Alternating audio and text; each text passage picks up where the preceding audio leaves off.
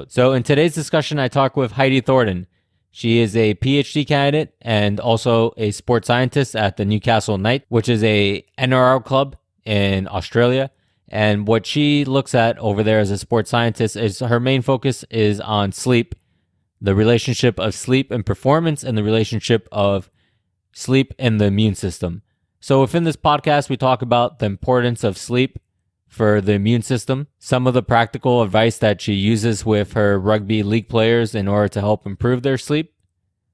And PhD looks at interactions between competition, training demand, sleep activity, immunoendocrine responses of rugby athletes. So I know that you mentioned that you're collecting some data over there at the Newcastle Knights. Could you tell us a little bit about that data collection and for how long of a period you're collecting it? Yeah, you're right about my PhD overall topic. So in a nutshell, it's about understanding the individual relationships regarding the impact of the training and match stresses on sleep and immunoendocrine markers. So there has been a continual sort of advancement in training monitoring technologies. Some of these GPS units, sleep watches, and point of care salivary analysis tools. So basically these are being used more often in sport. However, a lot of the research available really looks at these relationships as one affecting the other. So for example, how the match demands of a game affects post-match salivary indicators. The aim of my PhD is to examine these relationships in more of an integrated manner, as we know that sleep affects their recovery, so why would we not account for this when quantifying their recovery? So in terms of the data I've collected from the Knights, this includes both objective and subjective data. Firstly, I introduced sleep actigraphy watches to some of our players throughout the entire pre-season and most of the competition period. For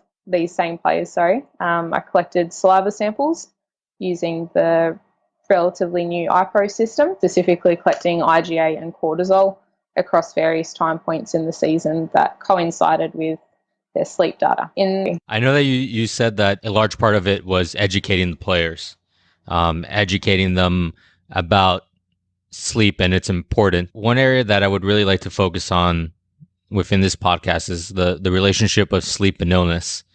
And when it comes to the immune system, why do you feel that sleep is so important? A difficult question to answer, to be honest, as it's a very complicated relationship and even more so for athletes. But I'll try and do my best. I guess purely from a physiological perspective, it's during sleep that much of the immune system regulatory and revitalization processes occur when basically metabolic rate is at its lowest. But rather than looking at what actually occurs during sleep itself, you need to consider this relative to the circadian rhythms, as it's this that dictates much of the processes that occur, such as body temperature regulation and hormonal regulation. So a large factor of these immunological processes is by the central nervous system that's mediated by neurotransmitters, hormones, cytokines, etc., but by the direct control of the autonomic nervous system. So overall, these regulators are influenced by these circadian rhythms, and alterations to these by, say, for example, affected sleep may have detrimental effects on immune function and, as a result, illness incidence, which we know for athletes is a very common thing. So more specifically, if you consider what processes actually occur during sleep and at which point during sleep these occur, we get a clearer idea of how important good quality sleep is and good quantity of sleep, how important it is.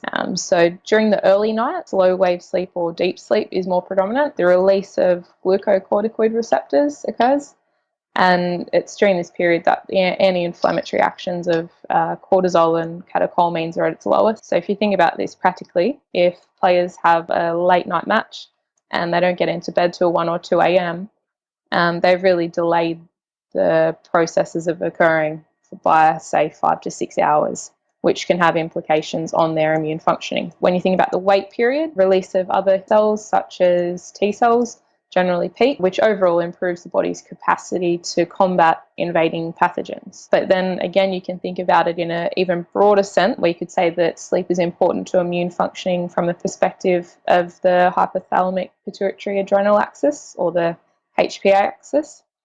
So if a person doesn't get enough good quality sleep, the stress response could be exacerbated, which causes this HPA excess to have an effect on the release of glucocorticoids such as cortisol and catecholamines, which have their own effects on immune processes.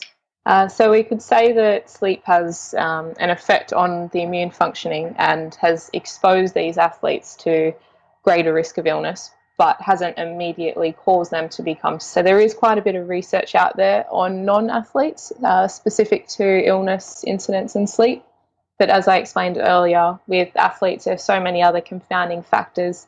So for example, traveling by aeroplane over fairly long distances has an immediate effect on GA concentration in saliva, which therefore can affect immune functioning, or the training loads that they've been exposed to that week. So given that there is so many other factors that we need to consider for athletes, it's difficult to immediately determine this relationship between illness and sleep.